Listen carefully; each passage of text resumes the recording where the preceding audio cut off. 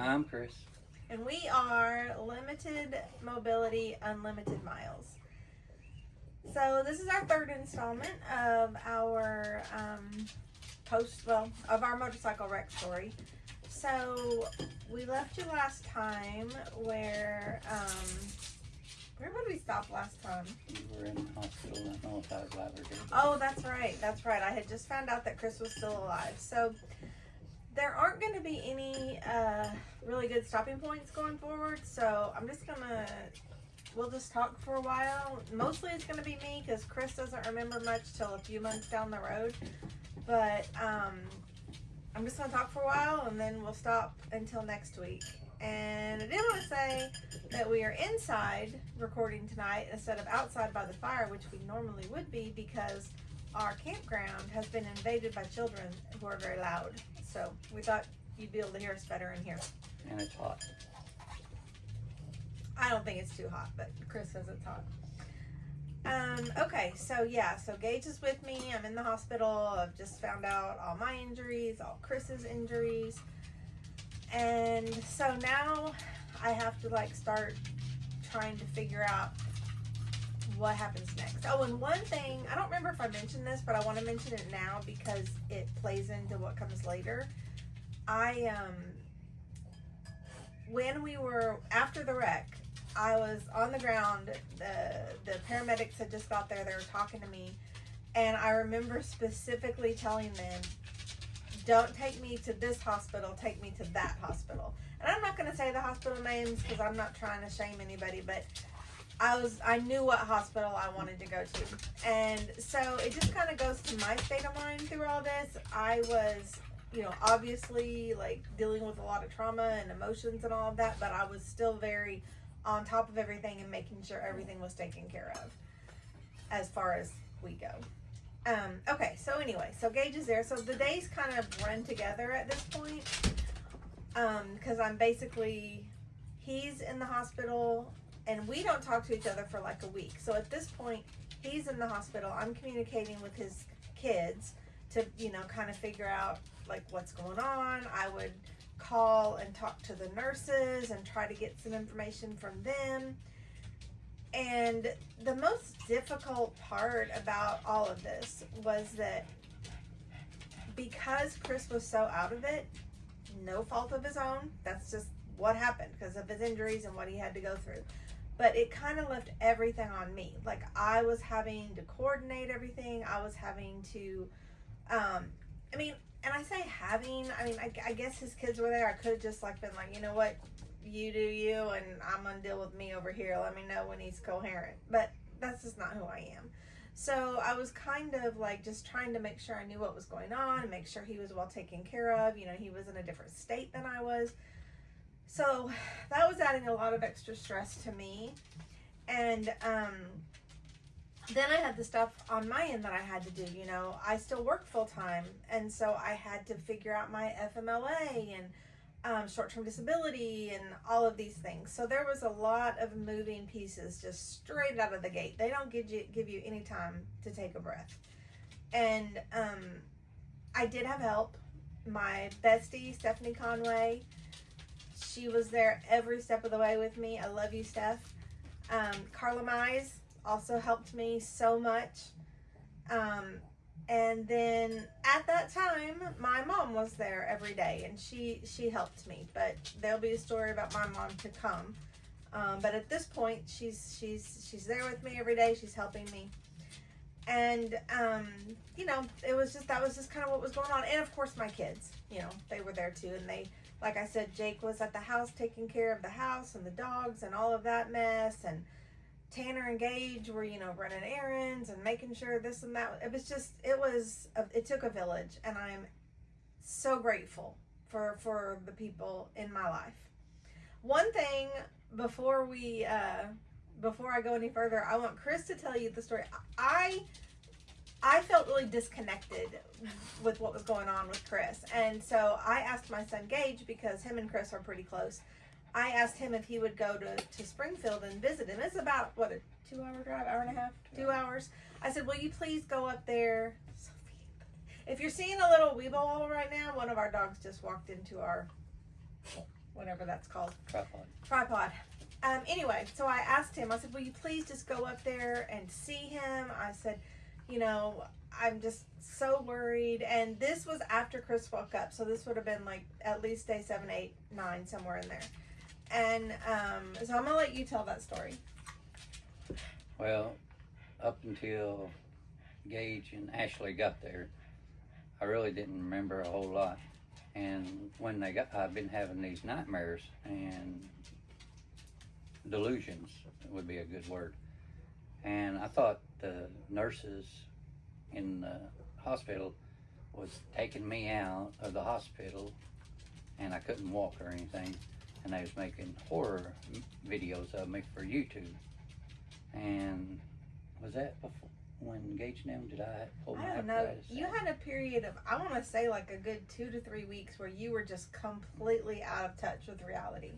And I thought aliens had abducted me, and I took out all my breathing stuff to help me breathe. And then Oh yeah, he pulled his tube out of his throat. That's when he woke up, was when he decided to pull his tube out of his throat. And Gage and Ashley was there, and we have a video of it, and they're sitting to my left side as I'm laying in bed, and I thought I was on some kind of apparatus that allowed me to be on my chest and walk around. And I give Gage and Ashley the cussing of my life and all that, and I've apologized to them several times, but I was completely out of it because I'd had 6 operations, and they had to give me like 15 pints of blood. Oh yeah, I don't remember exactly how many, but a lot. Like, At one point, no, it was 19. It was 19. Yeah. It was 19. I had more other people's blood in me than I had my own. Yeah. And but I was delirious for a long time. My daughter was there helping take care of me, and I hate pineapple, but she brought me a pineapple whip, and I thought that was the greatest thing on creation. And another friend of mine come up and brought a stuffed puppy dog, just a little one, and she set it over there by my TV, and I was calling nurses and everything because I felt that dog crawling all over my head and on me in my bed and stuff. And of course the dog was still on the shelf up there, but that's just many of my delusional states while I was in the hospital. So Yeah, and we'll go ahead and I guess that's the story we're telling today. We're going to talk about Chris's delusions. So here we are. We're less than 2 weeks from our wreck. I'm still in the hospital. He's still in the hospital. So since I've been admitted, I had to have a second surgery to plate my ribs. They put in a chest tube, which if you've never had a chest tube, I hope that you never have one. It was horrific. So I had that, and then I was going to say something else, but I forgot. Anyway, so I had that surgery. Oh, my blood counts got low. So I had to be moved down to ICU for a couple of days, and then I got moved back up. So there's just a lot of stuff going on as we're trying to even just get stabilized, both of us. And I'll never forget, I have led a very soft life, vanilla life, whatever you want to call it. And so I've never been through anything like this before. Come on, Soph. Come on. And I am emotional. I'm crying all the time. I'm, trying to deal with everything that's going on. Like, I'm not doing great. And so, but Chris, he has had so much trauma in his life, it really didn't affect him that much emotionally, right? No. Yeah. And so anyway, so I'm dealing with all this, and I'm trying to get everything going. So my emotional state is not good. And I'm just barely hanging on, honestly, trying to, to stay out of pain. They're like making me get up and move around, which I'm going to save that story for the next video because that is a story. But, so he started calling me once he woke up. He started calling me, and because I love this man with all of my heart, I was just like, oh my gosh, baby, I'm so glad I want to talk to you, blah blah. But then he was mean to me.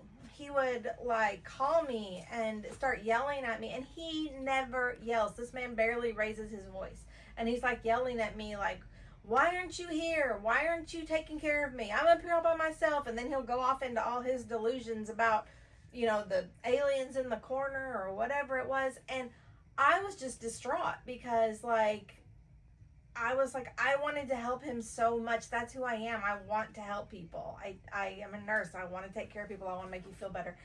And I couldn't do anything. Like, and nothing I said, he wouldn't listen to anything I said. He was like, you know, no, you know, you just don't care about me, you know, and it just went on and on and on. And finally, like, I don't know how long, how many phone calls this went on, how many days, that part I don't remember, but at some point I just hung up on him. I just told him, I said, I can't do this anymore, and I hung up on him. And then I don't know how long I kept my phone turned off because I was just like, I just couldn't do it. Like, it was emotionally wrecking me to talk to him when he was so angry with me, and there was so much going on my side that I was having to deal with. And I know you don't remember any of that. And like I said, that may have been the first time he ever raised his voice to me. Like, that's just not who he is. He may get a little stern if he's upset about something, but not a yeller. And definitely not to say mean things and call me names. No.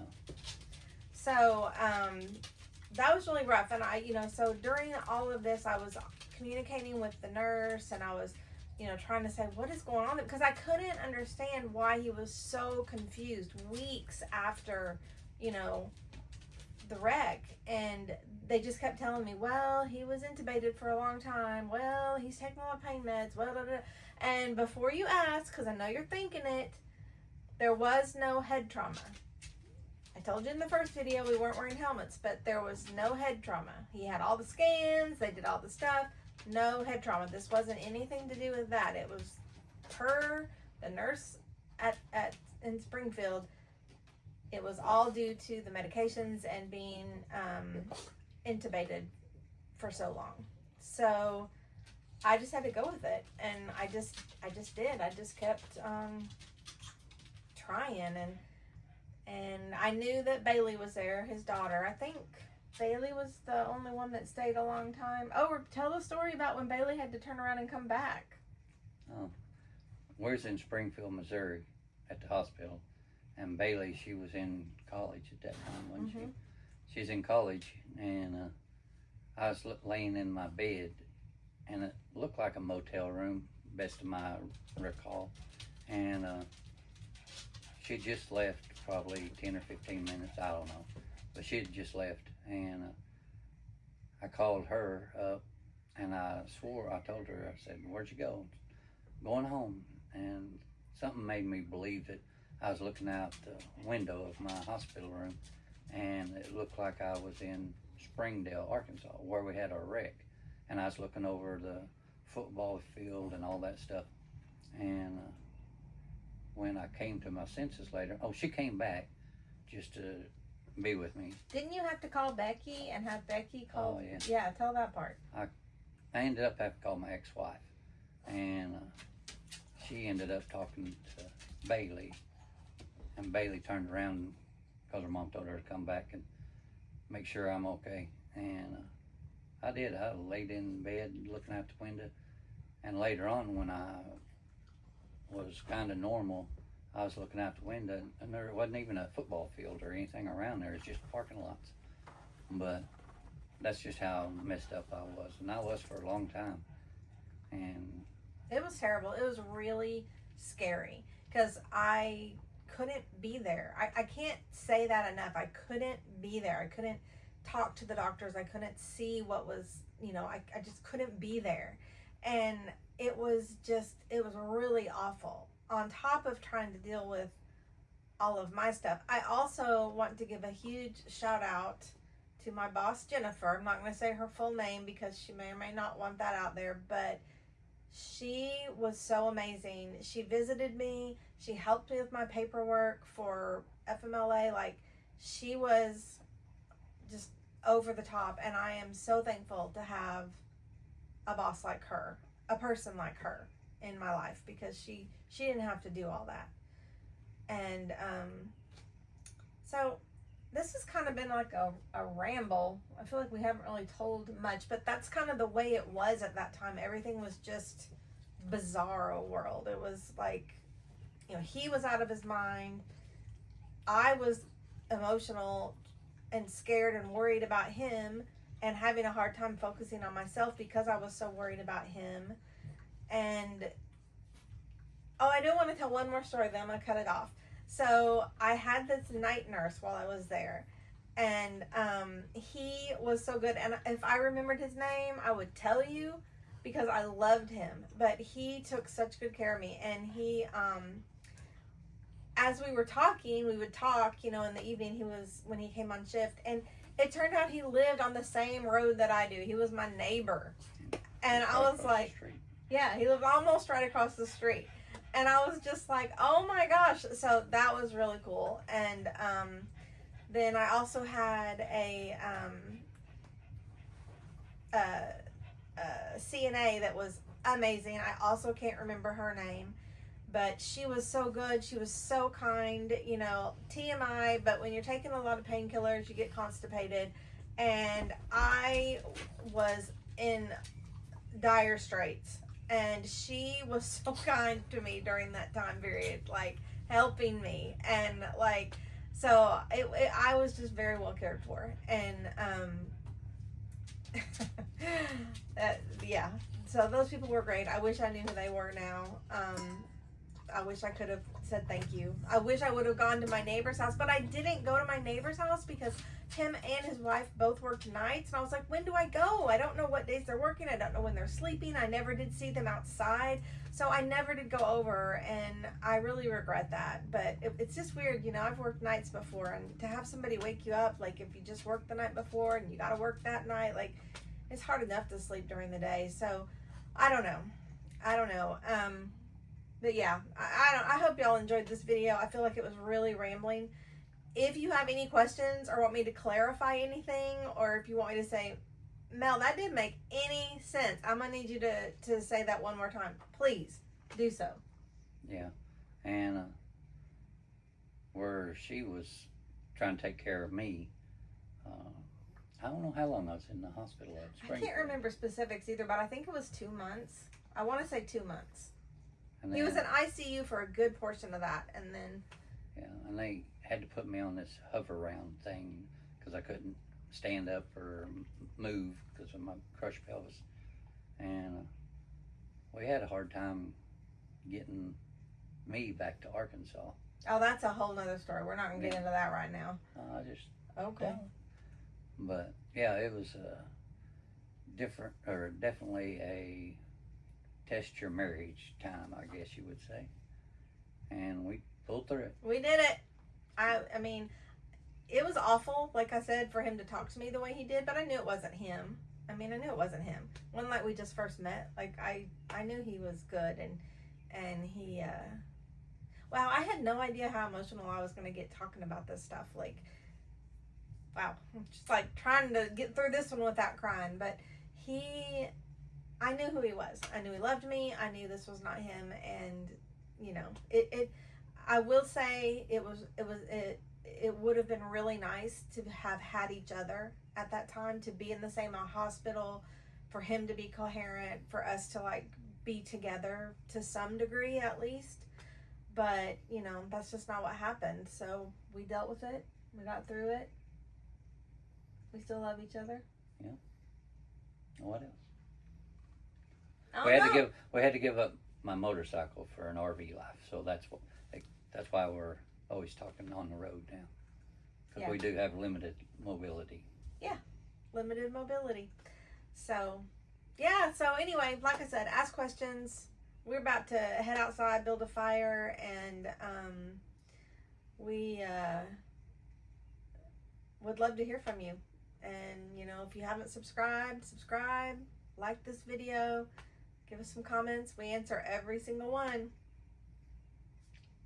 Click and subscribe and learn more about our lives. That's all I got. That's all I got. All right. Until next time, I'm Chris. Oh, we forgot to do our shot.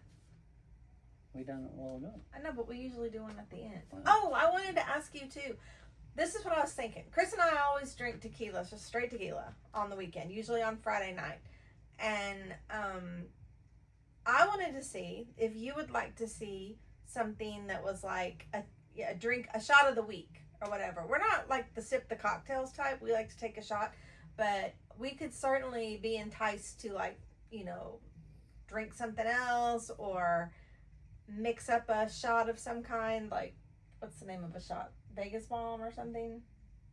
Vegas Bomb, Johnny Anyway, Vegas. I know there's shots out there that are mixed and tasty, and so yeah, if you want us to do that, do like a shot of the week, and you want to give us a recipe or suggestions, drop those in the comments. We are more than happy to oblige. All right, see y'all next week. See you later.